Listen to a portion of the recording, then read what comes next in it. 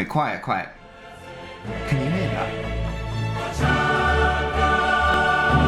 That's right, it's the sound of the Champions League, because the Champions League is returning to our screens. European football is back with a vengeance, whatever that means, and it's time to preview and predict every single group in the Champions League over the next 8 days. As you watch this, I'm going to be on holiday abroad, so there won't be any live streams throughout the next week and a bit, because I'm going to be on holiday, eating lovely food, drinking lots of lovely drink, and just having a whale of a time in the sun, hopefully getting some sort of tan so I can get rid of this pasty white look of mine, although probably not, probably be the exact same, but slightly pinker and certainly sunburn. Speaking of live streams, if you aren't already following the Twitch, it's twitch.tv/LNobbins, then what are you doing with your tiny, little, feeble, pathetic life? You need to be following it right now. I do football live streams / watch-alongs and gaming streams and just chatting in general. So if that sounds like a good thing to you, and it is a good thing to you, you will enjoy yourself. You will! So make sure to hit follow, and do also make sure to like the video and subscribe to the channel if you are new.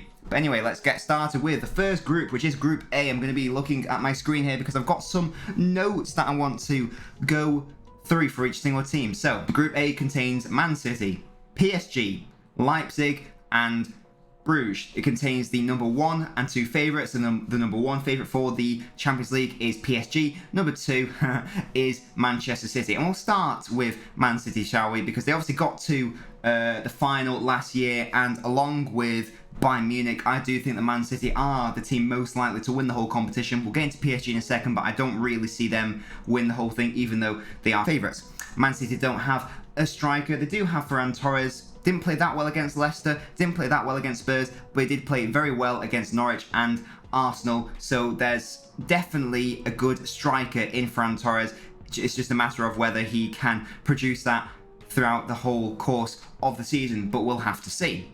And I do think that Grealish is also a great addition to the side. Last season, he was the most creative player in the league per 90 minutes. They will easily overpower Leipzig. They'll easily overpower Brugge. And I also don't see PSG beating City home or away in the group. I do think City are going to finish top of it quite comfortably. Let's move on to PSG now, and they probably had the most impressive, best transfer window that we've seen for a while. They got a new goalkeeper in Donnarumma, a new left back in Mendes, a new centre half leader, potential captain in Sergio Ramos, new right back in Hakimi, who was the best right wing back in Serie A last season. New players in central midfield with Wijnaldum from Liverpool, who's excellent defensively and offensively, and also Pereira or Danilo, wherever that chap's called, from Porto as well. Good option in holding midfield. Oh yeah, and obviously that a small matter of what's he called? Messi. Oh yeah, the GOAT. Messi, potentially on the right wing or centrally, that works too.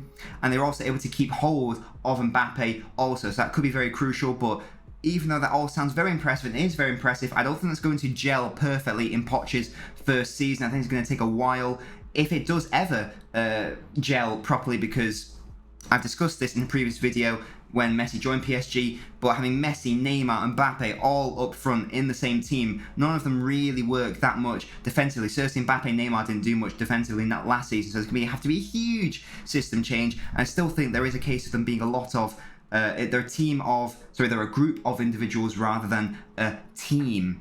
That's what I'm trying to say there. So I don't think PSG will win the whole thing, but I do think they are good enough to qualify 100%.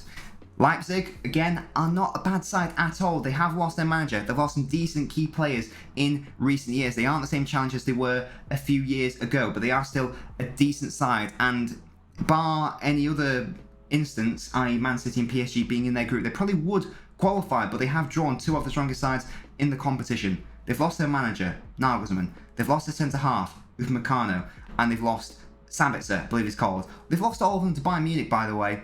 Bit of a weird situation there, Bayern Munich just poaching whoever they want from Leipzig, but there you have it. They actually smashed Leipzig in the Bundesliga recently as well, so not a good look for Leipzig, and I do think they are not going to qualify from this group. And moving on to the final side, it's Brugge.